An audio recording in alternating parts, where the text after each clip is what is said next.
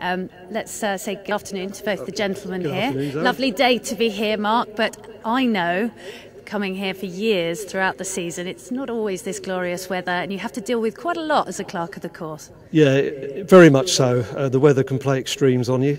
This is a lovely day for Plumpton, which is unusual, as you rightly say.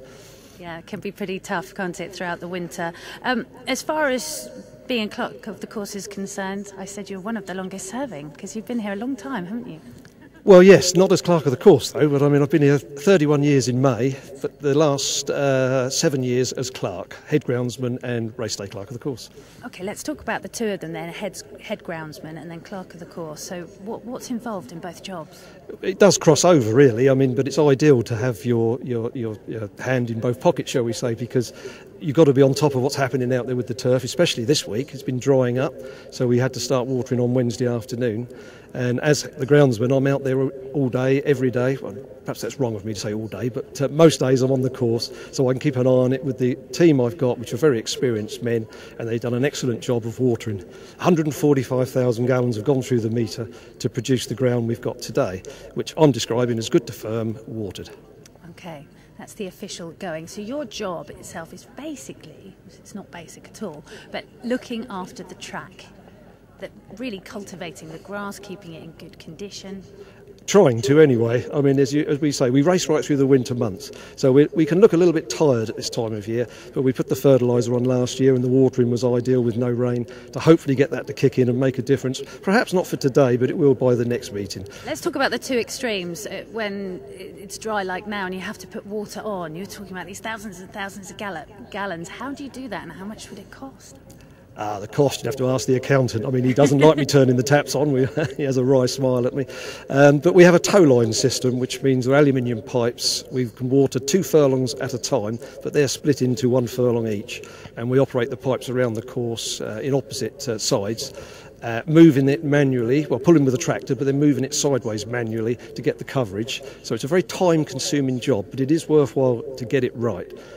How about when we're in the depths of winter and it's January and it's very cold and we've got this frost around? What happens then? Well, to talk about the winters, of course, then we don't want the water. So we're putting it on at the moment. In the winter, we can't get it off, can we? But it's the two extremes, as we've said. Frost, of course, of latter years now, we have frost covers. We have a professional company that come in and can cover the entire surface. We have our own covers and we can cover areas such as landings, takeoffs, footpath crossings, road crossings. And they've been very successful over the years, but they do have the limitations. Again, that must be expensive, and also I'm guessing labour intensive, getting everyone to roll them out and roll them up again. It's very labour intensive, yes, hence we use a private company to come in with the manpower as well. But they can put all the covers on our course in somewhere around the 6-hour mark, and it takes them 3, sometimes 4 hours to get them off. If we all buck into the job, we can get them off in 2 hours. And we'll be speaking to David in a minute, who's chairman of the stewards. They will actually sort of check the course as well and make sure it's to standard, obviously, that's acceptable for racing. And I guess as well you get feedback from trainers and jockeys. Very much so. Well, David is my chairman today, chairman of the stewards panel here today, and we talk, as David is chairman for this meeting, we talk often, and I keep David up to speed with what's going on, and he needs to walk with me, as we've already done, to make sure he is happy as well with the conditions and the layout of the course. Hence the clerk inside comes into play much more today, and to make sure everything's safe for the meeting to take place. Finally, if anyone did want to be a clerk of the course, I mean, is it something where you'd have to be educated at agricultural college, or how would you get involved? Well, I of course have a one-sided view. I think a background in being a groundsman is very good. It's very important, a good sound basis to start from. But I mean, there are fast-track systems in place now, but you still have to do some grassroots work, some experience on racecourses.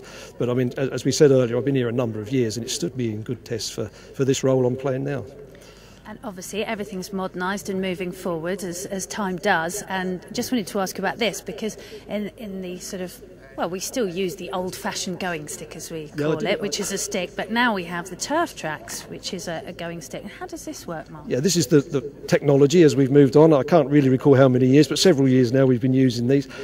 Everyone still has their walking stick, which is basically all we use, but this is a device that Turf Tracks devised, and the idea being that you put it into the ground 3 times, and I'll just do it once to show you.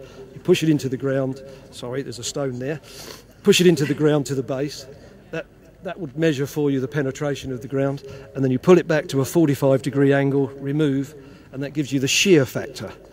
Now you do that 3 times for 1 reading, and I need to get a minimum of 30 readings, 15 on each course, to give me an average reading for the circuit, as in a going description. It came back this morning, this was at 6 o'clock this morning I was doing this, and it came back this morning with 8.4 on the hurdle course, 8.5 on the chase course. Which means? For the stick, it's saying it's good ground.